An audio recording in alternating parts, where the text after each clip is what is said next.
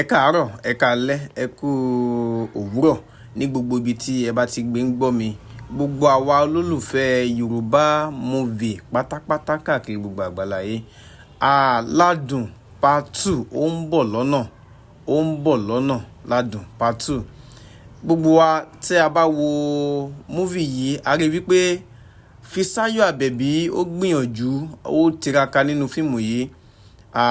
Fíìmù tó lágbára ni, tó sì kọ́ni lẹ́kọ̀ọ́, kọ́ni lọ́gbọ́n.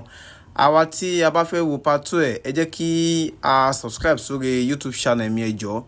Ẹ bá mi subscribe sórí YouTube channel, so by the time tó wá máa jáde, a lè jẹ́ ní àkọ́kọ́ tí kọ́kọ́ máa wo movie yìí Ládùn part 2. Ẹ bá mi comment wípé we are expecting part 2 Ládùn. Ẹ jẹ́ kí n sọ̀rọ̀ lórí àwọn òṣèré tí wọ́n kópa nínú iṣẹ́ náà. Àwọn bíi Apá, Abẹ́rẹ́ Apá nìyẹn. A rí ó play role of principal nínú Ládùn yìí. Ó gbìyànjú gbogbo agbára rẹ̀, ó jẹ́ kí eré náà kó dùn wò, kó sì kọ́ni lẹ́kọ̀ọ́.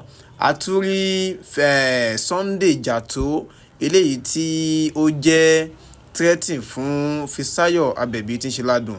Wọ́n gbìyànjú gbogbo agbára wọn.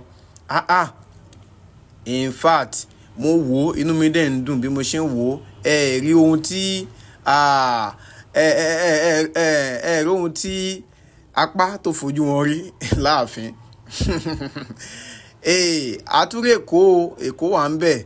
Èkó ló bẹ̀rẹ̀ sí ní lu bàbá wa Ayọ̀ Ọláìyá wípé torí ó jẹ́ lówó ṣe gbogbo ẹ̀. Ǹjẹ́ ẹ lérò wípé nínú part 2 yìí àwọn wo lẹ́rù pé a tún lè fi sí i? Àwọn òṣèré wo lẹ́rù pé a tún lè fi sí i tí yóò tún jẹ́ kí eré náà kó tún dùn, kó lárinrin? Àti wípé gan ẹ fún mi ní àwọn actor tẹ́ rí nínú iṣẹ́ yìí tó jẹ́ pé wọ́n tún lámìlaka, tó jẹ́ kí iṣẹ́ náà kó dùn dáadáa.